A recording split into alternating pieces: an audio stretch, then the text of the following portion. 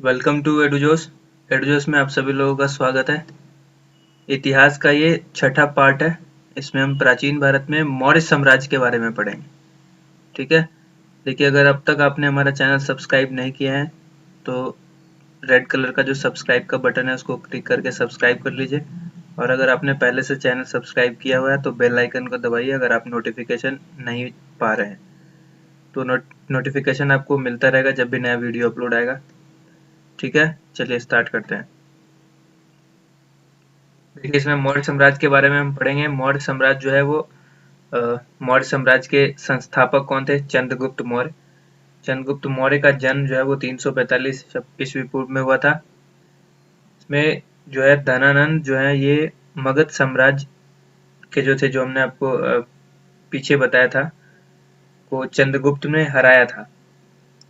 ठीक है, इनको हराने के बाद चंद्रगुप्त की मदद किसने की थी इनको हराने में? तो जो चाणक्य हैं, जिसको आप लोग कौटिल्य या विष्णुगुप्त कहते हैं, ये इन्होंने चंद्रगुप्त की मदद की थी कि मगध साम्राज्य के जो अंतिम शासक थे धनानंद, उनको हराया जाए। उनको हराने में मदद की थी चाणक्य, जिनको कौटिल्य और विष्णुगुप्त भी कहा जाता है। ठीक है, यानी मौर्य वंश के संस्थापक कौन थे? चंद्रगुप्त मौर्य। इन्होंने किसको हटाकर मगध साम्राज्य की गद्दी पर अपना अधिकार जमाया? तो घनानंद को हराया, जो मगध साम्राज्य का अंतिम शासक था, और उसको हराकर मगध साम्राज्य की गद्दी चंद्रगुप्त मौर्य के हाथ में आ गई। और हराने में मदद किसने की? चाणक्य ने मदद की थी। ठीक है, आगे देखिए।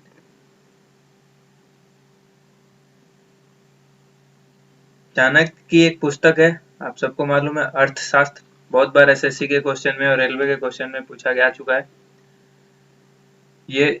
इसमें पहले तो पूछा जाता है कि चाणक्य की पुस्तक का नाम क्या है? अर्थशास्त्र। या ऐसे पूछा जाता है अर्थशास्त्र किसने लिखी? तो चाणक्य। और एक सवाल बहुत ही अलग तरीके से पूछा जाता है कि अर्थशास्त्र किस विषय से संबंधित पुस्तक है? नाम से तो इसको लगता है कि अर्थशास्त्र यानी इकोनॉमिक्स से होगी, लेकिन यह राजनीति से संबंधित है। तो ये दोनों क्वेश्चन आते हैं इससे। अब चंद्रगुप्त जो है वो किस धर्म को मानता था? जैन धर्म को मानता था। चंद्रगुप्त ने 305 ईस्वी पूर्व में सेल्यूकस निकेटर को हराया था। सेल्यूकस निकेटर की पुत्री का नाम क्या था? कार्नेलिया। तो जब चंद्रगुप्त ने सेल्यूकस निकेटर को हराया तो उसके बाद सेल्यूकस निकेटर से कुछ संधि की गई, उन्होंने युद्ध संधि हुई दोनों के बीच, और उसके बाद उसने कार्नेलिया से शादी करा दी चंद्रगुप्त मौर्य की। अपनी बेटी से उसने सेल्यूकस निकेटर ने शादी करा दी, और उसके बाद उस संधि के तहत उसको जो है वो काबुल, हेरात, कंधार और मकरान जैसे ये प्रांत हैं वो चंद्रगुप्त को दे दिया। तो चंद्रगुप्त को दे दिया। अब आगे देख लेते हैं। सेल्यूकस निकेटर का जो राजदूत था उसका नाम क्या था? मेगास्थनीज। ठीक है, मेगास्थनीज की एक पुस्तक है इंडिका, आप सब लोग को मालूम है। आगे देखिए। इंडिका पुस्तक किसने लिखा? मेगास्थनीज ने। चंद्रगुप्त अपना अंतिम समय श्रवण बेलागोला, जो कि कर्नाटक में है, उन्होंने वहां बिताया, और उनकी मृत्यु जो है वो 298 ईस्वी पूर्व में मृत्यु हो गई। ठीक है, अब इसके बाद जो नंबर आया वो बिंदुसार का आया। जो बिंदुसार थे वो उनके उत्तराधिकारी थे। बिंदुसार को भद्रसार भी कहते हैं। ठीक है, आगे देख लीजिए। बिंदुसार को अमित्र घात भी कहते हैं, जिसका नाम होता है, जिसको कहा जाता है शत्रु का विनाश करने वाला, शत्रु विनाशक। अब आगे देखिए, अशोक। अशोक के बारे में देखते हैं। बिंदुसार का उत्तराधिकारी बना ये अशोक। अशोक, जिसको अशोक महान के नाम से जाना जाता है। अशोक को अशोक वर्धन भी कहते हैं। अशोक ने कलिंग पर आक्रमण किया था 261 ईस्वी पूर्व में, और उसकी राजधानी जो तोसली थी उसको अपने कब्जे में ले लिया था। अशोक जो वो बौद्ध धर्म को मानते थे, और इसलिए उन्होंने अपने प्रचार प्रसार के लिए, बौद्ध धर्म के प्रचार प्रसार के लिए अपने पुत्र महेंद्र और पुत्री संघमित्रा को श्रीलंका भेजा था। तो ये कई बार सवाल पूछा जाता है कि अशोक के पुत्र और पुत्री का नाम क्या था, या अशोक ने प्रचार प्रसार के लिए किसे भेजा था श्रीलंका? कहाँ भेजा था? तो श्रीलंका भेजा था। किसे भेजा था श्रीलंका? तो महेंद्र और पुत्री संघमित्रा को भेजा था। अशोक किस धर्म के प्रचार प्रसार के लिए उसने अपने पुत्र और पुत्री को भेजा था? तो बौद्ध धर्म के प्रचार के लिए। ठीक है, आगे देखिए। अब जब अशोक की बात होती है तो इनके शिलालेख का जो प्रचालन इन्होंने ही किया था। शिलालेख को जो स्टार्ट किया था वो इन्होंने ही किया था। तो जो शिलालेख हैं वो अ, ब्राह्मी, खरोष्ठी, ग्रीक और अरमाइक लिपि में लिखी गई थी। अभिलेख के जो अभिलेख, शिलालेख, स्तंभलेख और गुहालेख, ये 3 तरह के थे। जो अभिलेख हैं वो शिलालेख, स्तंभलेख और गुहालेख। ठीक है। अशोक के शिलालेख की संख्या कितनी थी? अब शिलालेख जो है वो टोटल अशोक के 14 हैं, जो काफी इम्पोर्टेंट है, हम उसको बता देते हैं आप लोगों के सामने। ठीक है, अशोक के शिलालेख की जो खोज है वो 1750 ईस्वी में हुई थी और 1837 ईस्वी में पहली बार जेम्स प्रिसेप ने अभिलेख पढ़ने में कामयाबी हासिल की थी। यानी इससे पहले इसको पढ़ा नहीं जा सका था, जो 1837 ईस्वी में पहली बार इसे पढ़ा गया। 1750 ईस्वी में अशोक के शिलालेख की खोज हुई थी और अशोक के शिलालेख जो है वो टोटल 14 हैं। तो जो सबसे पहला शिलालेख है उसमें हम देख लेते हैं इसमें क्या कहा गया। पशु बलि की निंदा की गई है। ठीक है। जो दूसरा शिलालेख है उसमें मनुष्य एवं पशु दोनों की चिकित्सा व्यवस्था के बारे में बताया गया है। और जो तीसरा है उसमें राजकीय अधिकारियों को आदेश दिया गया था कि वो हर 5वें वर्ष के बाद जो है वो दौरे पर जाएं और कुछ धार्मिक नियम का भी उल्लेख उसमें किया गया। तो ये 3 थे। अब जो है छठा शिलालेख जो है उसको इम्पोर्टेंट है, उसमें आत्म नियंत्रण की शिक्षा दी गई है। और जो सबसे बड़ा शिलालेख है वो 7वां है, जिसमें 7वां और 8वां दोनों में अशोक की तीर्थ यात्रा का उल्लेख किया गया है। यानी पूछा जाता है सवाल कि अशोक की तीर्थ यात्रा का उल्लेख किस शिलालेख में है? तो ये 7वां 8वां दोनों में है। और जो 9वां शिलालेख है इसमें सच्चे शिष्टाचार के बारे में बताया गया है। और जो 11वां है उसमें धम्म की शिक्षा, धम्म धम्म जो होता है, धम्म उनकी जो बुद्धम शर्मम धर्म, धम्मम शर्मम गच्छामि, ये जो बौद्ध धर्म के हैं तो उनके धम्म के बारे में बताया गया है। और जो 12वां है वो कुछ खास नहीं है। 13वां जो है कई बार पूछा जाता है, तो कलिंग युद्ध का वर्णन किस शिलालेख में है? तो वो 13वें शिलालेख में है। ठीक है, ज्यादातर 7वें और 13वें के बारे में क्वेश्चन पूछा जाता है। और जो आखिरी शिलालेख है वो 14वां है, उसके में जनता को धार्मिक जीवन बिताने के लिए अशोक ने प्रेरित किया था।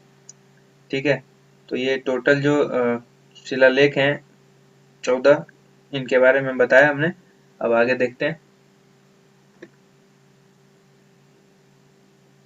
अब इनके कुछ स्तंभ लेख थे, वो स्तंभ लेखों की संख्या पूछते हैं तो 7 स्तंभ लेख थे जो ब्राह्मी लिपि में लिखे गए थे। ठीक है, सबसे छोटा स्तंभ लेख जो है वो रुम्मी देई है। और अब देख लेते हैं कि मौर्य साम्राज्य में जो प्रांतों की संख्या थी वो कितनी थी। अशोक के समय में ही मौर्य साम्राज्य में प्रांतों की संख्या कितनी थी? तो 5 थी। और इन प्रांतों को चक्र भी कहा जाता है। तो प्रांत के जो प्रशासक थे उसको कुमार या आर्यपुत्र कहते हैं। जो शासक थे उसको कुमार या आर्यपुत्र कहलाते थे। और जो प्रांत अब प्रशासक हैं तो प्रशासन की सबसे छोटी इकाई जो है वो उसमें ग्राम कहलाती थी, जिसका मुखिया ग्रामीक होता था। और प्रशासक में जब ये जो प्रांत के प्रशासक थे जिनको कुमार या आर्यपुत्र कहते थे, तो जो प्रशासक हैं उनमें सबसे छोटा कौन होता था? तो सबसे छोटा जो है वो गोप होता था। और जो ग्राम को 10 ग्राम को शासन को जो संभालता था उस वो काम किसका होता था? गोप का होता था। यानी प्रशासकों में सबसे छोटा गोप होता था जो पूरे 10 गांव के शासन को संभालता था। ठीक है। अब देखिए कि बिक्री कर, अशोक के टाइम में बिक्री कर वसूली जाती थी। बिक्री कर जो है वो जितना मूल्य था, रूप से मूल्य का जो मूल्य होता है उसका 1/10 भाग यानी 10वां भाग वसूला जाता था। और जो बिक्री कर छुपाता था यानी जो नहीं देता था उसको मृत्यु दंड की सजा दी जाती थी। ठीक है। युद्ध क्षेत्र में सेना का नेतृत्व करने वाले अधिकारी जो होते थे अशोक के टाइम पे उनको नायक कहा जाता था। और जो सेना के सबसे बड़े अधिकारी होते थे उनको सेनापति कहा जाता था। ठीक है। जो इनके टाइम पे सरकारी भूमि थी उसको सीता भूमि कहा जाता है। और ये जो कुछ शब्द लिखा हुआ है रूपा जीवा, तो रूपा जीवा जो शब्द है वो है कि अगर कोई स्वतंत्र वेश्यावृत्ति को अपनाने के लिए कोई महिला जो स्वतंत्र रूप से वेश्यावृत्ति अपनाती थी उसको रूपा जीवा कहते थे। आदेव मृतक जो ये वर्ड है, आदेव मृतक इसको कहा जाता है कि जब बिना वर्षा के कोई भी अच्छी खेती किसी भूमि में होती थी तो उस भूमि को आदेव मातृक कहते थे। उसके बाद ये 137 वर्ष तक जो है मौर्य शासन चला। मौर्य वंश ने शासन किया वो 137 वर्ष तक रहा और मौर्य वंश का ये अंतिम शासक था बृहद्रथ। ठीक है, और बृहद्रथ जो है इसके बाद जो है वो पुष्यमित्र शुंग जो कि ब्राह्मण साम्राज्य का था, वो ब्राह्मण जाति का था, उसने मगध वंश पर अपनी नींव डाली। यानी इसके बाद से जो मगध साम्राज्य का गद्दी पर बैठा वो पुष्यमित्र शुंग बैठा। ठीक है, ये इंडो यूनानी था और इसने 2 बार जो है वो अश्वमेध किया। पुष्यमित्र के बारे में बता देते हैं थोड़ा सा, बहुत ही बड़ा टॉपिक नहीं है, बहुत ही छोटा सा है ये। और इसमें शुंग वंश का जो है ये अंतिम शासक कौन बना, तो देवभूमि था, देवभूति था जो शुंग वंश का अंतिम शासक बना। और जो ये अभी हमने बताया आपको कि पुष्यमित्र शुंग, तो ये शुंग जो है इसने जो है अश्वमेध किया था, मेध यज्ञ किया था इसने 2 बार। ठीक है, उसके बाद देखिए कि अंतिम शासक जो देवभूति था वो उसकी जो है हत्या कर दी गई 73 ईस्वी में। और उसके बाद जो है वो इस पर दूसरे वंश का शासक हुआ जिसपे हमला किया बाहर के लोगों ने, जैसे कि वो हिंदी यूनानी है, आगे देख लेते हैं स्लाइड में। यूनानी, उसके बाद शक, उसके बाद पहलव, उसके बाद कुषाण। इन लोगों ने जो बाहर के थे, भारत के बाहर के लोग थे जिन्होंने आक्रमण करके, विदेशी आक्रमणकारी थे ये, इन्होंने आक्रमण करके यहाँ अपना गद्दी संभाली और यहाँ पे राज किया। तो इसमें सबसे पहले देख लेते हैं ये हिंदू यूनानी। ठीक है, उसके बाद देखेंगे हम शक, पहलव का कोई खास योगदान नहीं है, कुषाण को देखेंगे फिर। तो सबसे पहले देखिए कि जो ये हिंदू यूनानी थे, इनमें जब इन्होंने भारत पर आक्रमण किया तो पंजाब एवं सिंध के बहुत बड़े भाग पर अधिकार कर लिया और उसके बाद इन्होंने शाकल को अपनी राजधानी बनाई। उसके बाद इन्होंने सबसे पहले शासक जो इनके हुए वो हिंदू यूनानी भारत के ऐसे पहले शासक हुए जिन्होंने सिक्के जारी किए और इन सिक्के पर निश्चित रूप से ऐसा कहा जा सकता था कि ये किस राजा के द्वारा जारी किए गए सिक्के हैं या किस राजा के सिक्के हैं। ठीक है, उसके बाद सबसे पहले जो है ये हिंदी यूनानियों ने ही जो है वो सोने के सिक्के जारी किए थे। तो ये सब सवाल आता है कि भारत में सबसे पहले हिंदी यूनानियों ने ही सोने के सिक्के जारी किए। हिंद यूनानियों ने इन्होंने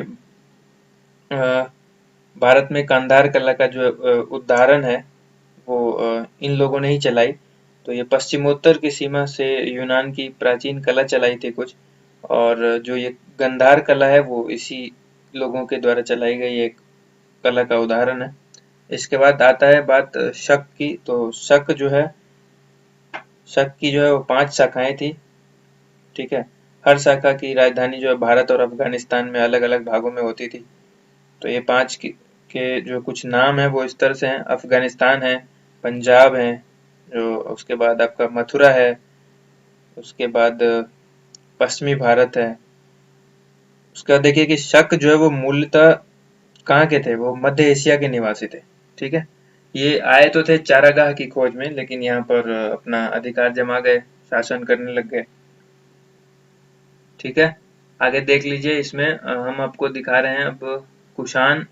ठीक है, कुषाण में हम आपको दिखाएंगे शक में एक जो है वो खास बात यह थी कि शकों पर जब विजय हुआ, शकों पर जब विजय के उपलक्ष्य में उज्जैन के एक लोकल राजा ने शक पर अपना अधिकार जमाया, उसको पराजित किया, उसको बाहर खदेड़ भगाया। और उसके बाद जो है वो उज्जैन जो हमारे भारत में है, उज्जैन के लोकल राजा ने हरा दिया था शक को। और उसके बाद हराने के बाद उस राजा को विक्रमादित्य की उपाधि मिली। और शक पर उसके बाद से विक्रमादित्य की उपाधि कई लोगों को मिलने लगी। तो शकों के हराने के उपलक्ष्य में जो है वो एक नया संवत शुरू हुआ जिसको विक्रम संवत के नाम से जानते हैं। और उसी समय से विक्रमादित्य जो है एक लोकप्रिय उपाधि बन गई। उसके बाद जो है आप कुषाण पे देखिए, कुषाण में जो कुषाण वंश का संस्थापक था उसका नाम था कुजुल कडफिसेस, ठीक है। उसके बाद कुषाण वंश का सबसे प्रतापी राजा था एक कनिष्क, जो कनिष्क यहाँ पे लिखा हुआ है। कनिष्क की राजधानी क्या थी, तो पेशावर या पुरुषपुर।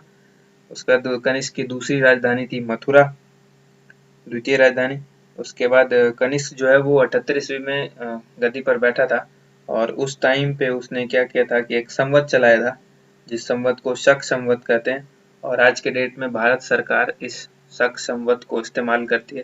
कैलेंडर में आप जब देखेंगे हिंदी कैलेंडर में, तो वहाँ लिखा होता है शक संवत, ठीक है। तो ये 78 ईस्वी में कनिष्क ने स्टार्ट किया था इसको, जब गद्दी पर बैठा था। अब देखिए कनिष्क जो है किस धर्म को मानता था, तो ये बौद्ध धर्म के महायान। आपको हमने बौद्ध धर्म, हमारा जो एक चैप्टर है, अगर आपने नहीं देखा है तो हिस्ट्री पार्ट 1 से देखना स्टार्ट कर लीजिए। उसमें हमने आगे कुछ पार्ट्स, एक पार्ट्स में हमने आपको बौद्ध धर्म और जैन धर्म के बारे में बताया है। तो कनिष्क जो था वो एक महायान संप्रदाय है बौद्ध धर्म का, हीनयान और महायान। तो वो महायान संप्रदाय को मानता था, ठीक है। आगे देखिए, कनिष्क का जो है वो राजकवि था एक, उसका नाम अश्वघोष था। अश्वघोष की एक बहुत ही अच्छी पुस्तक है, उसका नाम है बुद्ध चरित, जिसको बौद्धों की रामायण भी कहते हैं। तो कई बार सवाल आ चुका है बुद्ध चरित किसकी रचना है, तो सवाल में इसका जवाब आप लोग को देना है अश्वघोष। और पूछा जाता है बौद्धों की रामायण कौन सी है, तो बुद्ध चरित, या बुद्ध चरित को किस नाम से जाना जाता है, आपके साथ ऑप्शन होगा सामने। अब ये सूत्रालंकार जो है, सूत्रालंकार है एक पुस्तक है, जिसकी भी रचना अश्वघोष ने की है। तो ये जो